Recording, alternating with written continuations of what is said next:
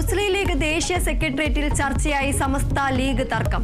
യോഗം സാദിഖലി തങ്ങളുടെ അധ്യക്ഷതയിൽ ചെന്നൈയിൽ പുതിയ സംസ്ഥാന കമ്മിറ്റികൾക്കും അംഗീകാരം നൽകി സെക്രട്ടേറിയറ്റ്. ദേശീയ കമ്മിറ്റി പുനർസംഘടനയ്ക്കും യോഗത്തിൽ തീരുമാനം.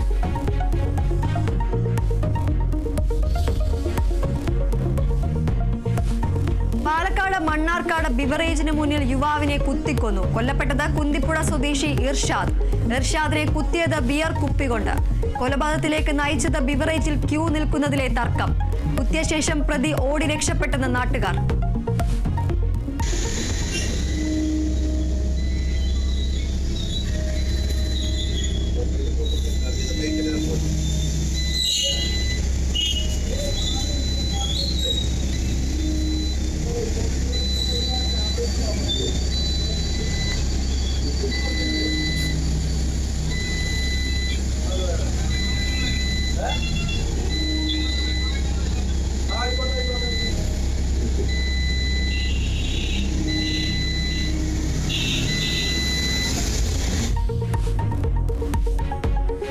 യുവ അഭിഭാഷകയെ മർദ്ദിച്ച സീനിയർ അഭിഭാഷകൻ ബെയിലിൻ ദാസിനെതിരെ നടപടിയുമായി ബാർ കൗൺസിൽ.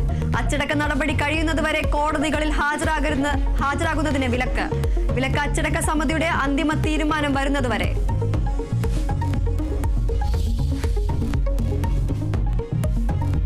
വഞ്ചിയൂർ കോടതിയിൽ ജൂനിയർ അഭിഭാഷകയെ മർദ്ദിച്ച സംഭവത്തിൽ കൂടുതൽ വെളിപ്പെടുത്തൽ. ഗർഭിണിയായ സമയത്തും സീനിയർ അഭിഭാഷകൻ മർദ്ദിച്ചെന്ന് അഭിഭാഷക ശ്യാമിലി. കേസ് അന്വേഷണത്തിൽ പൂർണ്ണ തൃപ്തിയെന്നും അഭിഭാഷക. ഗൗരവമായിട്ടുള്ള അച്ചടക്ക ലംഘനത്തിന് ബാർ കൗൺസിൽ നടപടി സ്വീകരിക്കണമെന്ന് മന്ത്രി പി രാജീവ്. സ്ത്രീ അഭിഭാഷകയായ ഇന്റേണൽ കമ്മിറ്റികൾക്ക് വേണോ എന്ന് പരിശോധിക്കണമെന്നും മന്ത്രി. ഒരാളെ അറസ്റ്റ് ചെയ്യുമ്പോൾ നടപടിക്രമങ്ങളുണ്ട്.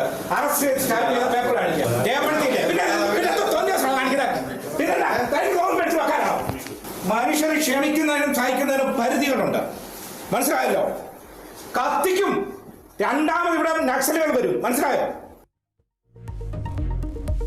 കാട്ടാന ഷോക്കേറ്റിച്ചെറിഞ്ഞ സംഭവത്തിൽ വനംവകുപ്പിന്റെ കസ്റ്റഡിയിലെടുത്തയാളെ ബലമായി മോചിപ്പിച്ച് KU ജനീഷ് MLA.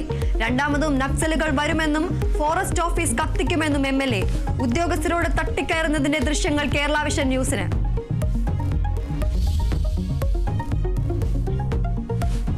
കോഴിക്കോട് താമരശ്ശേരിയിൽ ഭാര്യയും മകളെയും ക്രൂരമായി മർദ്ദിച്ചയാൾ പിടിയിൽ. അറസ്റ്റിലായത് താമരശ്ശേരി അമ്പായത്തോട് സ്വദേശി നൌഷാദ്. ക്രൂരമർദ്ദനത്തിന് ഇരയായത് അമ്പയത്തോട് സ്വദേശി നസ്ജയും മകളും. ആക്രമണം തടയാൻ ശ്രമിക്കുന്നതിനിടെ മകൾക്കും ഭർത്തൃമാതാവിനും പരിക്ക്. വീട് വിട്ടോടിയ നസ്ജയെ മകളെയും ആശുപത്രിയിൽ എത്തിച്ചത് നാട്ടുകാർ.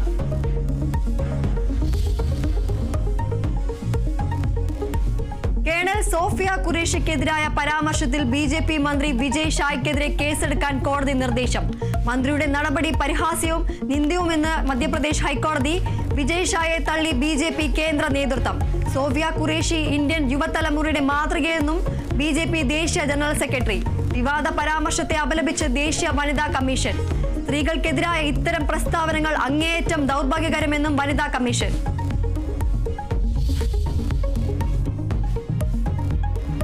ചൈനീസ് ടർക്കിഷ് മാധ്യമങ്ങൾക്ക് ഏർപ്പെടുത്തിയ നിരോധനം നീക്കി ഇന്ത്യ.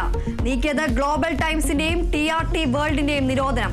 ഇരു മാധ്യമങ്ങളുടെയും X അക്കൗണ്ടുകൾ പുനഃസ്ഥാപിച്ചു.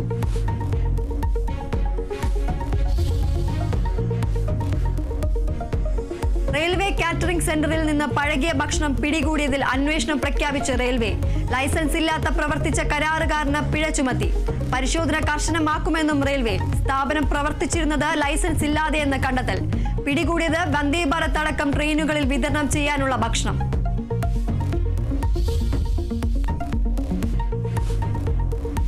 സംയുക്ത സൈനിക മേധാവിയും 3 സേനാ മേധാവിമാരും രാഷ്ട്രപതിയെ കണ്ടു. ഓപ്പറേഷൻ സിന്ദൂറിനെ കുറിച്ച് രാഷ്ട്രപതിയോട് വിശദീകരിച്ച് സൈനിക മേധാവിമാർ. സേനയുടെ ധൈര്യത്തെയും സമർപ്പണത്തെയും അഭിനന്ദിക്കുന്നതായി രാഷ്ട്രപതി. ഓപ്പറേഷൻ സിന്ദൂറിന് ശേഷമുള്ള സുരക്ഷാ സമിതി യോഗം ആദ്യ കേന്ദ്ര മന്ത്രിസഭാ യോഗവും പൂർത്തിയായി.